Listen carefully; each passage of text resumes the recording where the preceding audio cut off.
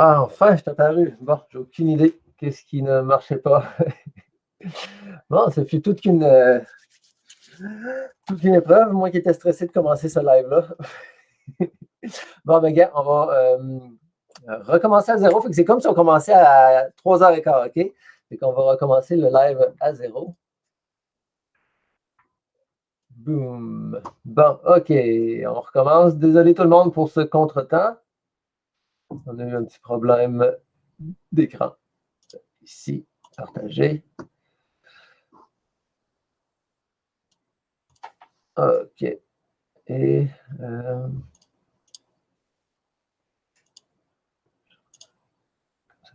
bon, OK. Fait que je recommence finalement. Fait que je ne sais pas si le monde m'a entendu ou pas. En tout cas, fait que je vais comme faire un petit wrap-up des premières minutes.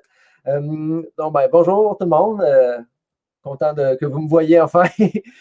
Donc aujourd'hui, c'est ça, je vais faire une petite rétrospective de l'année 2021 et faire aussi parler justement du tirage d'une voiture, une occasion d'avoir peut-être ben non, un beau petit concours que je vais vous présenter, l'occasion d'avoir une voiture peut-être vraiment pas chère pour le gagnant.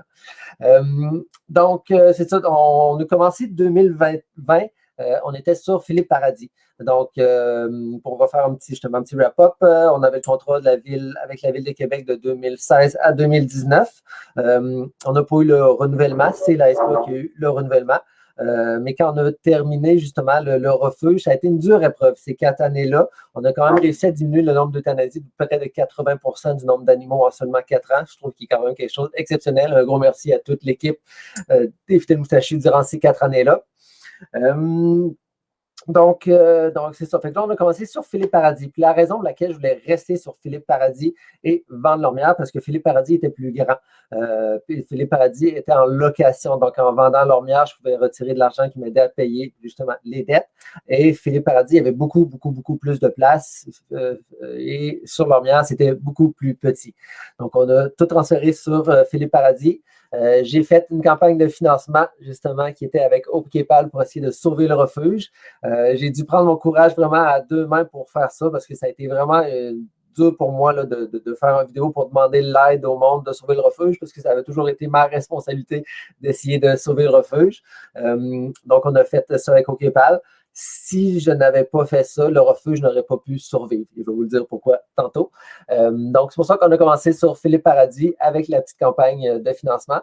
En janvier aussi, il y a eu la fin de l'activité L'amour des animaux gravés dans la peau. Ça, il y a eu 3 fins de semaine, 3 samedis de tatouage. On a tatoué près d'une centaine de personnes. Là. On était, je crois, entre 92 et 98. J'ai comme ces deux chiffres-là en tête. Tout ça grâce à David de District Tattoo. David, qui était un des premiers employés que j'avais eu là, une quinzaine d'années au refuge. C'est comme ça que je l'ai connu. Je l'ai connu parce qu'il il devait se départir d'un gros, gros serpent parce que son propriétaire, il l'a vu et il a dit, tu te débarrasses de ça. Et c'est moi finalement qui l'ai eu chez nous. C'était un gros, gros serpent. Il faisait à peu près 11 pieds de long. Donc, c'est comme ça que j'ai connu David. Donc, c'est lui qui m'a proposé, là, quand il voyait qu'on n'avait plus le contrat, qu'on avait de la misère, tout dessus, que je t'aide avec une activité de financement. Ça l'a super bien été. On a ramassé tout près de 4 000 $ avec ça. David, il a remis vraiment tout l'argent des tatous. Là. Il n'a même pas pris de l'argent là, pour son angle, ses aiguilles et tout et tout. Il a vraiment un gros merci, David, pour tout ce qui était fait. Tu as toujours été là pour les animaux et pour moi. Je t'en remercie beaucoup. Et ici. On va le son. Donc, ensuite, la journée tatouage, et bien là, on déménage en février. Et pourquoi on déménage en février alors que je viens de vous dire qu'on avait décidé d'emménager sur Philippe Paradis? Eh bien, c'est parce que le propriétaire de la bâtisse voulait vendre. Il m'a demandé est-ce que tu veux acheter? Moi, je dis non, je ne peux pas acheter. Donc là, il a dû se revirer pour aller vers d'autres acheteurs.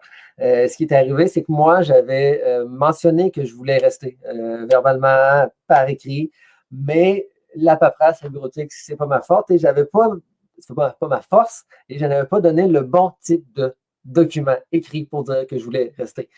Donc, à cause de cette petite affaire-là, ben, j'avais pas le droit de rester là. T'sais, il m'a dit, ça ressemblait à 30 jours pour t'en aller, fait que j'ai pas mal eu 30 jours pour retourner sur l'ormière.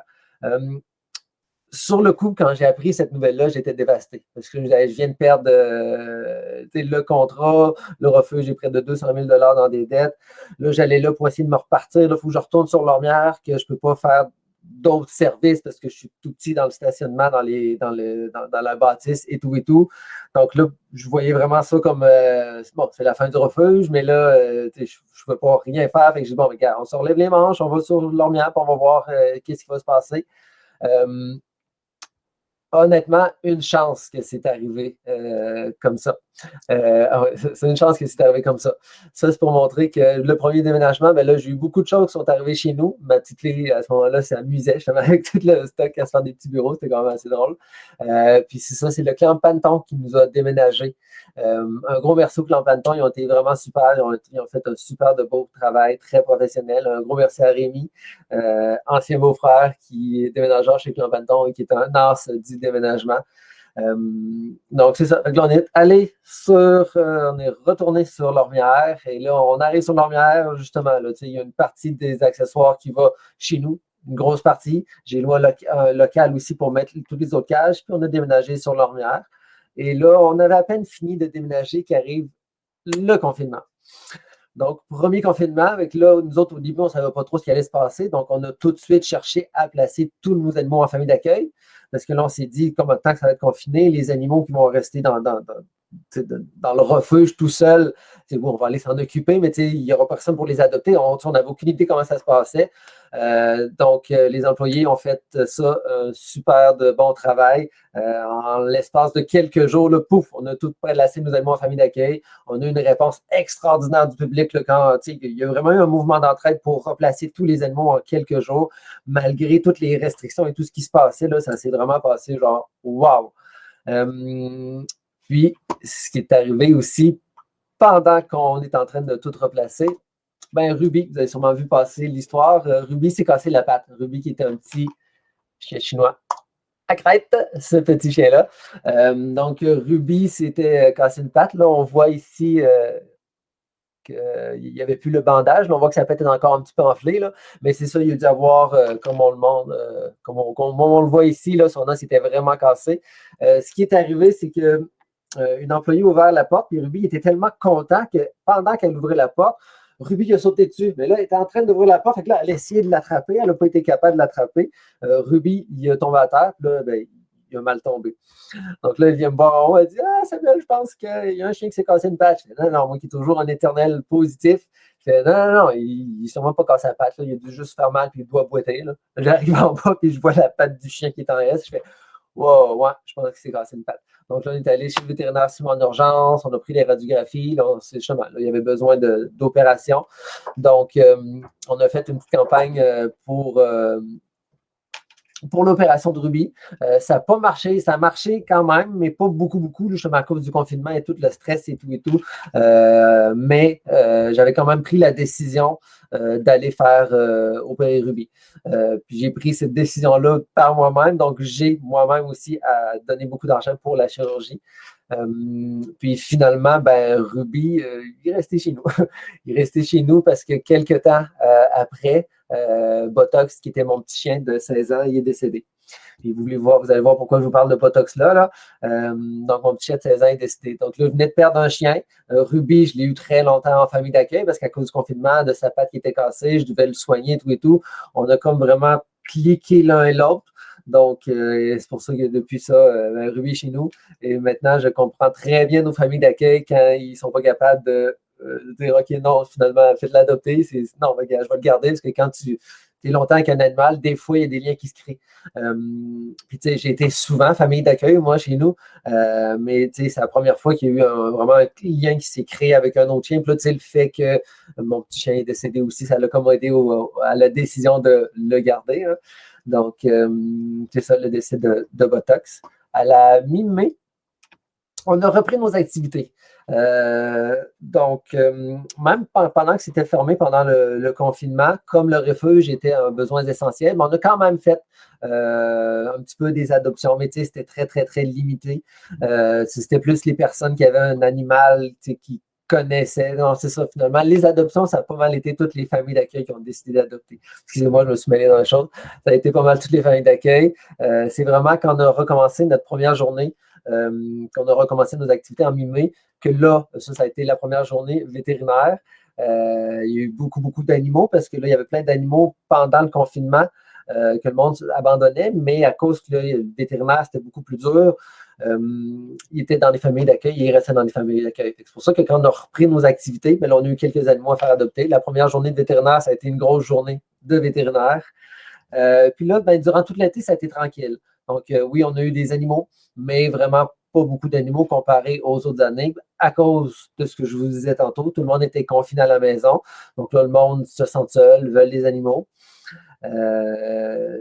C'est bon d'avoir des animaux, mais il ne faut pas le prendre pour la mauvaise raison. Puis là, moi, c'est ça que j'ai peur. J'ai peur que quand il va y avoir un retour à la normale, donc moins de télétravail, que le monde va retourner travailler dans des bureaux, l'animal va être plus longtemps à la maison, on va commencer à faire des dégâts, va s'ennuyer parce que là, ça faisait un an et demi qu'il y avait toujours quelqu'un avec lui. Donc, j'ai peur, j'espère de tout cœur que ce n'est pas ça qui va arriver, mais j'ai peur que dû au nombre massif d'adoptions comme il n'y a jamais eu, les Québécois étant ce qu'ils sont, ils risquent d'avoir un nombre massif d'abandon éventuellement. Donc, c'est pour ça que c'est là-dessus qu'on va travailler dans les prochains mois. Mais c'est ça. Donc, tout l'été, on a eu des animaux encore justement pour l'adoption, mais c'était plus tranquille. Là, ça en avait de temps en temps. Le refuge n'a jamais été aussi vide que ça. Habituellement, tous nos cages étaient pleines durant l'été, mais là, on avait un chien, deux chiens, des fois 4 chiens. Et quand on avait 5 chiens dans le refuge, hey, on a 5 chiens dans le refuge. Donc, ça a vraiment été un été super tranquille. Mais ça nous a permis d'avoir un certain bon côté des choses parce que vu qu'il y avait moins d'animaux, on avait plus de temps à donner à chacun de ces animaux-là, comparé à dans le temps que quand c'était 15-20 chiens avec 20-30 chats, là, c'est beaucoup plus de passer du temps à chaque individu, mais avec moins d'animaux à s'occuper, on peut passer plus de temps avec chaque individu. Puis là, je veux profiter de ce petit moment-là pour dire un gros merci à tous les employés qui ont été là en 2020. Okay? Je remercie tous ceux qui ont été là en 2019, 2021, mais 2020, donc Sabrina, David, Ariane, Sonia, Sarah et Isabelle, merci à vous. C'est sûr que malheureusement, vu que les choses allaient moins bien à cause des confinements et tout, on a dû se départir d'employés peu à peu. Donc, éventuellement, il y en avait beaucoup de moins en moins. On a eu des promeneurs de chiens parce que durant l'été, on n'offrait plus le service de promenade de chiens. La raison justement était simple, il n'y avait plus de chiens, presque plus de chiens à faire promener. Puis vu qu'on n'avait plus beaucoup d'employés, la promenade des chiens était un facteur qui coûtait quand même beaucoup au refuge parce qu'il fallait payer souvent un employé juste à gérer la promenade de chiens. Puis on s'est rendu compte aussi là, avec les comportementalistes que y a certains chiens qui pouvaient développer certains problèmes de comportement dus aux promenades. D'autres, on voulait les promener pas pour qu'ils se dégourdissent, pas pour qu'il y ait des problèmes de comportement. Donc, c'est pour ça qu'il y a eu quand même plusieurs choses là, qui ont fait qu'on a décidé d'arrêter la promenade de chiens, mais on ne l'a pas arrêté totalement. On avait des promeneurs de chiens. Parce que oui, quand le monde appelait, est-ce qu'on peut venir promener des chiens? Non, plus promenade de chiens, plus promenade de chiens. C'est qu'on avait des promeneurs certifiés. On a Claire qui était la promeneur, je ne sais pas comment dire, là, en tout cas, Claire, celle qui s'est fait le plus d'années qui vient promener les chiens. Donc, Claire, un gros merci à toi. Un gros merci aussi à Mathias et à Charles, qui étaient nos deux militaires qui, justement, là, devaient faire du bénévole parce qu'il ne pouvait plus, il était dans un programme parce qu'il ne pouvait plus travailler. Donc, il venait nous promener des chiens. Donc, on avait quand même 3 personnes qui venaient pratiquement tous les jours promener nos chiens. Donc, nos chiens se sont quand même promenés tout l'été, mais c'est juste qu'on ne l'offrait plus au public. Et on a eu, c'est ça, là, je suis dans mes remerciements. Vous allez voir, là, des fois, je passe un peu du coq à l'âne à la poule, à n'importe quoi. Hein. Donc, notre stagiaire, Ariane aussi, un gros merci Ariane tu n'as pas été là longtemps, tu as été 2 mois, mais c'est un 2 mois que je crois que tu as vraiment apprécié. Nous autres aussi, on a apprécié. Puis nos comportementalistes, Canin et Fellin. Donc, Pierre, Alexandra, Isabelle et Cédric. Donc, un gros merci à vous. Et puis aussi un gros merci à la clinique vétérinaire Simon. Donc, c'est grâce à eux que le refuge a pu passer justement l'année 2020. Parce qu'en 2019, là, décembre 2019, là, je n'étais même pas sûr qu'on allait poursuivre l'année. Regardez, on a fait l'année, on a fait une des années assez spéciales et on est toujours là.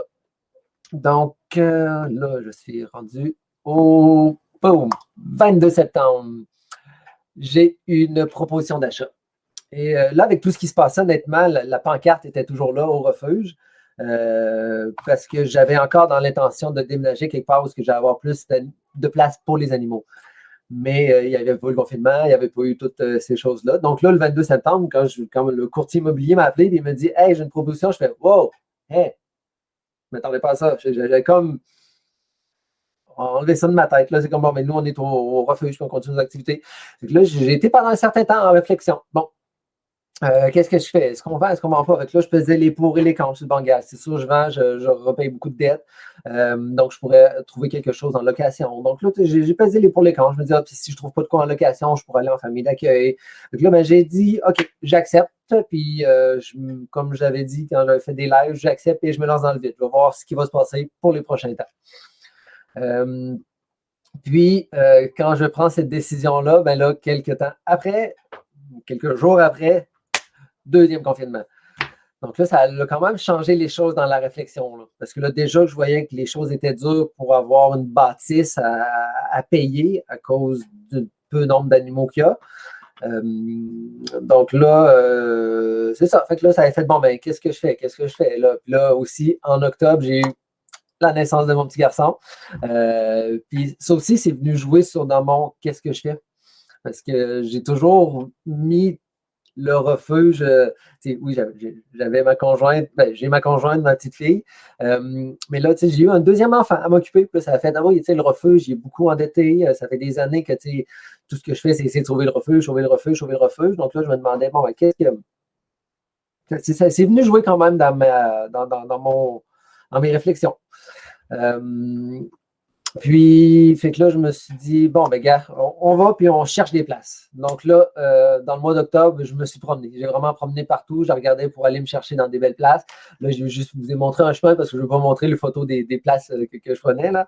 Mais c'est ça, je suis allé visiter beaucoup de places. Je regardais les bâtisses. Je regardais où est-ce que je pourrais localiser les animaux. Mais là, j'étais encore dans la réflexion des qu'est-ce qu'on fait, le confinement et tout et tout.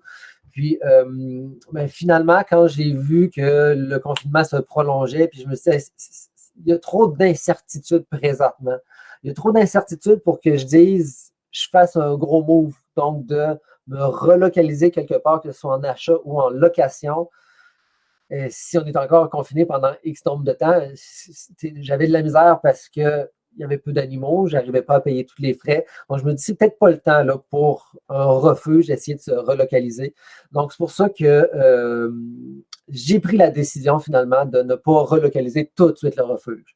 Je souhaite encore avoir un refuge, mais je vais attendre que les choses se posent, se calment, avant d'aller vers une nouvelle formule. Parce que je vais aller vraiment vers une formule où est-ce qu'il va y avoir beaucoup plus une chimie entre les animaux et les personnes. Et je veux, en tout cas, vous en avez parlé un petit peu là. Mais en même temps, ça a tellement changé parce que tout change tellement vite depuis une année que c'est ça, je me laisse guider par la vie. Donc, c'est pour ça qu'en octobre, octobre-novembre, j'ai pris la décision que, OK, on va aller avec des familles d'accueil. Puis, c'est vers ça qu'on a fait. Donc, en novembre, j'ai fait le Noël des moustachus. Puis la raison que je faisais le Noël des moustachus, justement, c'était pour. J'avais trois raisons. Il y avait de faire connaître des entreprises locales, parce que là, je me dis, tout le monde a de la misère, puis là, justement, il y a vraiment un mouvement de tendance d'achat local qui doit continuer pour longtemps, ad vitam aeternam, on pourrait dire. Donc, je voulais faire connaître des entreprises locales. Je voulais justement ramasser de l'argent pour le refuge. Puis, c'était une manière pour moi de me botter dans les fesses pour mettre en place la boutique en ligne. Parce que c'est la méthode que je m'étais dit qu'on va vendre les bas, ça va être sur la boutique en ligne, parce que ça faisait longtemps que je voulais mettre une boutique en ligne, mais souvent, moi, je marche comme ça. Il faut que je cherche mes mots. En tout cas, il faut que je dise que je vais le faire pour que je le fasse. Là. En tout cas, en disant, hey, il va y avoir un Noël des moustachus, là, bon, j'aurai pas le choix de faire la boutique en ligne. Donc, le Noël des moustachus a super bien été. J'ai vraiment aimé cette activité-là. Ça me permet de justement connaître comment fonctionner une boutique en ligne. Ça m'a permis de connaître des super de beaux produits. Honnêtement, c'est pas tout le monde que je connaissais là-dedans. C'est en faisant des recherches. Donc, j'ai connu des super de beaux produits, des super de belles entreprises. J'espère que vous avez aimé vos bas, ceux qui en ont eu. Donc, c'est pour ça. Avec ça. Et ça, c'est la boutique en ligne. Puis, c'est vers ça, justement, qu'on s'en va beaucoup, là, le refuge. Puis, c'est une boutique qui est là vraiment pour le renforcement positif. Puis, c'est quelque chose auquel je crois beaucoup. C'est une des mentalités du refuge, justement, le renforcement positif.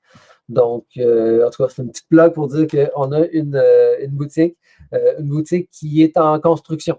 Donc, là, on a quelques-uns des produits, puis éventuellement, là, dans les prochaines semaines, là, il va y avoir des nouveaux produits. Mais on a vraiment une boutique là, qui est vraiment axée sur le renforcement positif.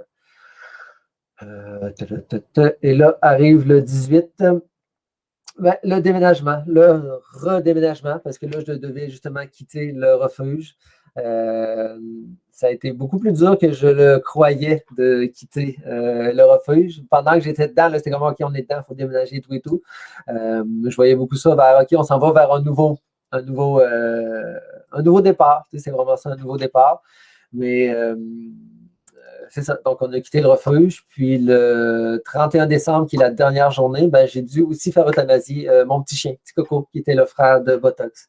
Et le 31 décembre, ça a été la dernière journée. Puis ça a été la dernière pièce qu'on a enlevée. J'avais mis ça là, plusieurs années pour amener de la chance au refuge.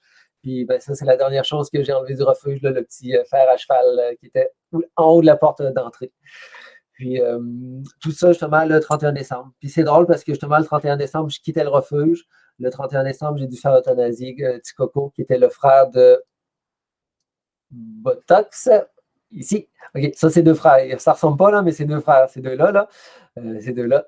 Donc, j'ai dû faire euthanasie. Puis c'est drôle parce que Coco et Botox étaient les fils de Molly, qui est le chien sur le logo. Donc, je voyais vraiment ça comme une page du refuge qui tournait. Parce que le logo, puis là, il y avait les enfants de Molly qui était la chienne du logo.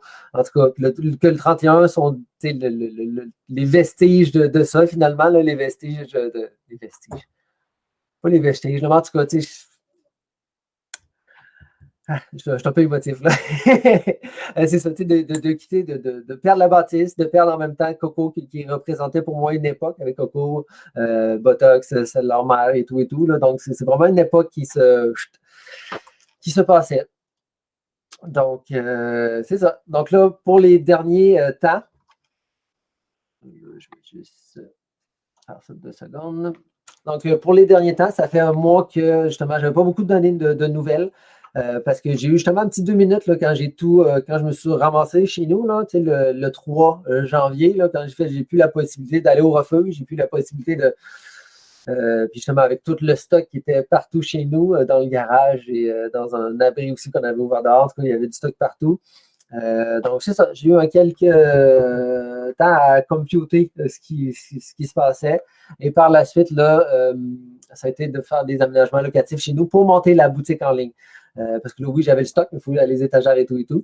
Et ce qui est arrivé, c'est que le nouveau propriétaire, lui, il a fait ça à air ouverte au refuge. Donc, j'ai récupéré là, plein de matériaux de construction. Ça a été un petit peu plus long parce qu'il a fallu que j'enlève des vis, des clous, des ci, des ça. Mais ce qui a fait que ça a coûté rien à part mon temps pour commencer à installer ma boutique en ligne, là, que j'ai hâte de vous montrer. Je suis fier de mon petit arrangement parce que j'ai vraiment reproduit le refuge un peu chez nous. Quand le monde venait à la réception et il voyait un peu comment c'était, là, j'ai refait ça chez nous. Donc, j'ai une de mes anciennes employées qui me dit des fois, on peut sortir le gars du refuge, mais dans ton cas, c'est pas vrai parce que même quand tu es sorti du refuge, tu l'amènes chez vous. Donc, c'est ça. C'est pour ça que pour les derniers mois, les dernières semaines, je suis là-dedans. Puis là, ensuite, jeudi passé, j'étais supposé de vous faire ce petit vidéo-là, de vous parler du concours que je vous parle dans quelques secondes et de vous annoncer justement c'était quoi la suite des choses. Mais j'ai eu un téléphone jeudi matin qui m'a vraiment totalement scié les jambes en deux. Ouais, c'est la bonne instruction.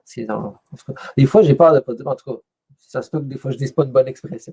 Donc, c'est ça. Fait que, puis là, c'est pour ça que je n'ai pas pu faire le live parce que là, ça a mis un stop à tout ce que j'avais planifié aussi durant que je faisais les rénovations. Je suis en train aussi de planifier c'est quoi la suite des choses. Donc là, je peux malheureusement pas vous dire c'est quoi la suite des choses là. On doit juste régler ce petit problème qui en est un gros finalement. Mais d'ici quelques temps, là, on va pouvoir vous dire vraiment là, vers où est-ce qu'on s'en va parce que comme je vous disais avant, oui, le refuge n'a plus de bâtisse physique, ce qui fait que je vais avoir plus de temps pour éviter que les animaux se fassent abandonner. Parce que le refuge, oui, gérerait les abandons. Donc, on gère, l'animal est abandonné, on le prend. Euh, mais là, cette partie-là, ben, c'est Sabrina qui va s'occuper de ça et David, justement avec les familles d'accueil et tout et tout. Mais moi, je vais vraiment mettre mon emploi du temps sur éviter que les animaux se fassent abandonner. Parce que là, éventuellement, comme je disais tantôt, quand tout le monde va retourner au travail, et plus de confinement et tout, et il risque d'avoir beaucoup d'abandon d'animaux. Il y a eu plusieurs petits refuges aussi, puis quand je dis petit, c'est pas péjoratif, là. Moi aussi, je me considère pas un petit refuge, qui ont fermé leurs portes. Puis là, les seuls qui restent ouverts quasiment présentement, mais pas les seuls, là, mais c'est ceux qui ont des contrats avec les villes parce qu'eux, ils ont de l'argent qui rentre fixe à chaque mois. Donc, il y a eu plusieurs refuges, justement, qui ont fermé. Donc là, ce qu'il va faire, c'est que quand les animaux vont se refaire abandonner, ça va faire une concentration sur le peu qui reste et qui risque de peut-être éventuellement avoir plein d'euthanasie. Donc, moi, je veux essayer de prévenir ça. Je veux essayer de prévenir ça avec vous, avec plein de monde et tout et tout. Puis c'est pour ça que j'ai hâte de vous parler de ce qui s'en vient. Mais c'est là-dessus vraiment que je vais travailler pour comment faire pour éviter que les animaux se fassent abandonner à la base. C'est sûr que la première chose, c'est éviter qu'il y ait une adoption qui n'aurait pas lieu d'être. Mais là, il n'y a plus d'animaux à faire adopter parce qu'ils sont déjà tous adoptés. Donc là, ça va être de travailler pour pas que les animaux se fassent réadopter. Donc c'est vers là que je veux m'en aller. Puis, dans la rétrospective, quand je disais au début là, que je devais quitter Philippe Paradis, puis là, je croyais que c'était la fin de tout, finalement, ça a été la meilleure chose qui n'aurait pas pu arriver. Parce que si j'étais resté sur Philippe Paradis, les frais étaient plus chers, mais là, je n'aurais pas pu offrir mes nouveaux services et tout, parce que ça n'aurait pas été considéré comme essentiel, le toilettage, la vente d'accessoires et tout. Donc, ça a été finalement la meilleure des choses qui est arrivée. Donc, j'aimerais ça que faites un exercice de votre côté. Là, on enlève le côté des animaux 30 secondes. Faites votre rétrospective 2020.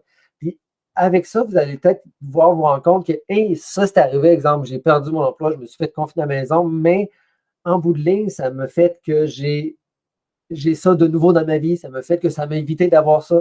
Donc, c'est ça. Des fois, de juste faire une petite rétrospective, parce que là, justement, là, c'est des temps qui ne sont pas toujours le fun, on va s'entendre. Mais justement, tu regardais, hey, je suis parti de là en 2020, là, je suis rendu là en 2021. Finalement, ce que je pensais qui était vraiment de la merde, ben, c'était une bénédiction. Et moi, c'est ça. Le fait de devoir quitter Philippe Paradis, ça a été la chose qui a fait en sorte que j'ai pu continuer le refuge. D'avoir commencé la campagne de financement au Képal, que j'avais tellement peur de faire, s'il n'aurait pas eu ça, durant le confinement, le refuge n'aurait pas pu survivre parce qu'on devait encore payer le loyer, l'hydro et tout et tout. Donc, c'est ça. Je me rends compte que sur le coup, souvent, des fois, on peut un petit peu plus paniquer. Mais avec la perspective, tu te rends compte que ben, finalement, c'était une bonne chose. Donc, je vous invite à faire cet exercice-là de rétrospective de votre année 2020. Puis, si vous voulez, vous pouvez l'écrire en commentaire, c'est comme vous voulez. Mais juste pour vous, juste pour vous aider. Donc, ça, c'était. Je vais voir si je n'ai pas fini pas des choses. C'était ma rétrospective 2020. Maintenant, je vous parle du tirage, concours, financement, appelez-le comme vous voulez. 13. Je ne sais pas si vous connaissez, je vais vous les présenter. Je ne sais pas si vous connaissez ça, OMAZ. OMAZ, qui est plus aux États-Unis, ils font justement tirer là, plein de prix. Justement, ils font tirer une voiture, puis l'argent qui va aller pour le prix de la voiture va aller pour telle personne, telle fondation, telle association. Mais il y a aussi, exemple, tu peux, là, je dis n'importe quoi, là, avoir un café avec Jack Nicholson. Fait que, là, tu t'achètes justement, tu participes, là, fait que tu décides d'acheter une participation 2, 5, 10, 20, puis c'est ça. Mais c'est toujours pour ramasser de l'argent pour des projets, des projets, des associations, des personnes qui ont besoin, etc., etc. Donc, je me suis fait approcher par Prez qui font ça. C'est deux jeunes de la ville de Québec qui, suite à tout ce qui se passait justement là, avec la crise, ils se sont rendus compte qu'il y avait. Ben, je vais vous inviter honnêtement, là, je vais mettre le lien, là, mais à regarder leur site Internet. Mais c'est ça. Donc là, ce qu'ils font, c'est qu'ils font tirer. Il faut acheter des coupons. OK? Donc, ça commence par. Boum. Okay. Ici. Donc, c'est ça. Participer maintenant. Il faut acheter des coupons. Donc, on peut acheter une chance, 100 chances, 250 chances et 1000 chances. La manière que ça fonctionne finalement, c'est que c'est un prix mystère parce qu'on ne sait pas exactement ça va être lequel des trois prix. C'est que plus qu'il y a de participation, plus qu'il y a de chances d'avoir le gros prix. Parce que le but derrière ça, c'est justement d'aider des associations. Le Prez, ils ont décidé d'aider les fidèles moustachus. Mais c'est ça, c'est qu'il faut les payer, ces prix-là. Donc là, oui, eux autres, ça, c'est eux autres qui s'occupent de ça. Fait que je vais vouloir éventuellement avoir une petite rencontre avec eux autres, là, pour qu'on puisse, qu'ils nous parlent vraiment de pourquoi ils ont commencé leur projet et tout et tout.